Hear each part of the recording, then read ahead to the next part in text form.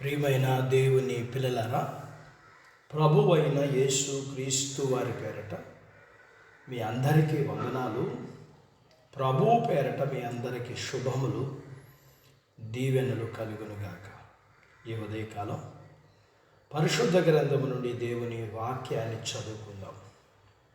ద్వితీయోపదేశకాండము 30వ అధ్యాయము 19వ వచనాన్ని చదువుకుందాం. నేడు జీవమును మరణమును, ఆశీర్వాదమును శాపమును నేను నీ ఎదుట ఉంచి భూమి ఆకాశములను మీ మీద సాక్షులుగా పిలుస్తున్నాను. దేవుడు తన మాటలు మన కొరకు దీవించునుగాక. ఆమేన్. ప్రియమైన దేవుని పిల్లలారా, ఈ భూమి మీద దేవుడు మనుషులను చేసినప్పుడు వారికి మరణం లేదు. ఏదేను తోటలో దేవుడు అనేక రకాలైన ఫలవృక్షములను, తోట మధ్యలో జీవవృక్షమును, మంచి చెడు తెలివినిచ్చు వృక్ష ఫలమును చేశాడు. జీవవృక్ష ఫలమును తింటే జీవిస్తారు, మరణ వృక్షమైన మంచి చెడు తెలివినిచ్చు చెట్టు ఫలమును తింటే మరణిస్తారు. అందుకే దేవుడు మంచి చెడ్డల తెలివినిచ్చే చెట్టు ఫలమును మాత్రమే తినవద్దని చెప్పాడు.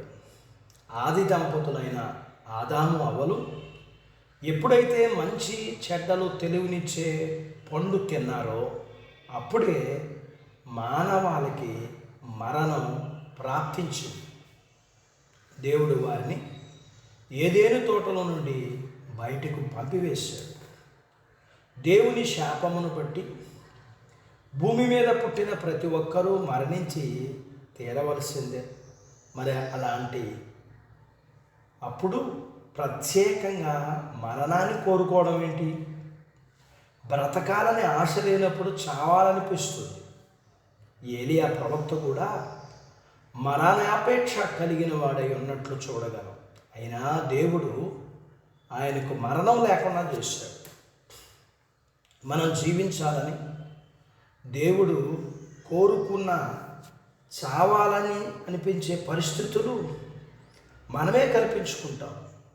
చావలేక బ్రతకలేక జీవోత్సవంలాగా బ్రతుకుతుంటారు.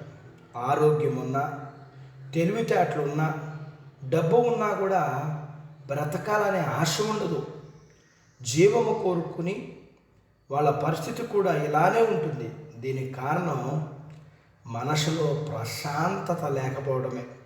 దేవుడు ప్రతి మనిషికి ఆయుష్కాలం నిర్ణయించాడు. ఆయన నిర్ణయించిన ఆయుష్కాలం అంతా సంపూర్ణంగా పూర్తి చెయ్యాలా వద్దా అన్న విషయంలోనే మనం జీవమును మరణమును కోరుకోవలసి ఉంటుంది. ప్రభువారు జీవాధిపతి. పాపం వల్ల వచ్చే జీతం మరణం. పాపమునకు అధిపతి సాతాను. జీవాధిపతి అయిన ప్రభువును కోరుకుంటే దేవుడు మనకు ఆయుష్కాలం అంతయు సంతోష సమాధానములతో పూర్తి చేసుకుంటాం.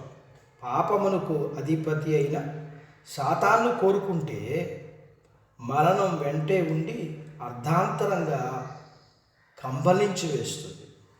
జీవమైన దేవుని కోరుకోవడం ఎంత ఉత్తమం! ప్రభువుతో ఉంటే నిత్యజీవం, ఇంకా ఆశీర్వాదం. జీవాన్ని కోరుకుందాం. అటు బాధ్యత దేవుడు మనకు దయచేయునుగాక. ఆమేన్. దేవుడు తన మాటలు మన కొరకు దీవించునుగాక. ఆమేన్. ప్రార్థించుకుందాము. నాతో పాటు ఏకీభవించండి. మమ్మల్ని మిక్కిలిగా ప్రేమించిన మా ప్రియ పరలోకపు తండ్రి, మీ పరిశుద్ధ నామమును బట్టి మీకు వందనాలు. ఈ ఉదయకాలం మీ పాదాల దగ్గర మీ లేఖనాన్ని మేము నేర్చుకోవడానికి సహాయం చేశారు.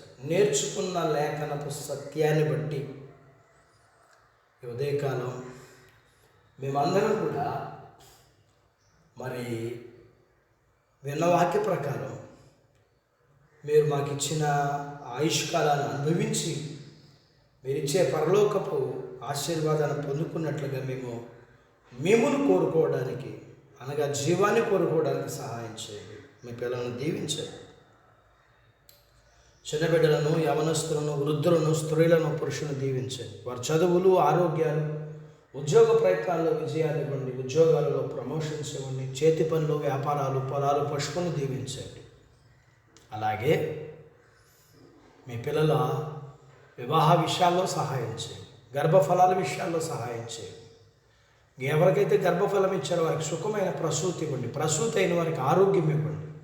మీ పిల్లల అవసరాలు, సమస్యలు, బలహీనతలు, రుణాల నుంచి విడిపించి మీ పిల్లల్ని మీరు దీవించమని యేసు ప్రభువు వారి పేరట స్తుతించి ప్రార్థించి అడిగినవన్నీ పొందుకొని ఉన్నాము తండ్రి. ఆమేన్. దేవుడు మిమ్మల్ని దీవించునుగాక. ఆమేన్.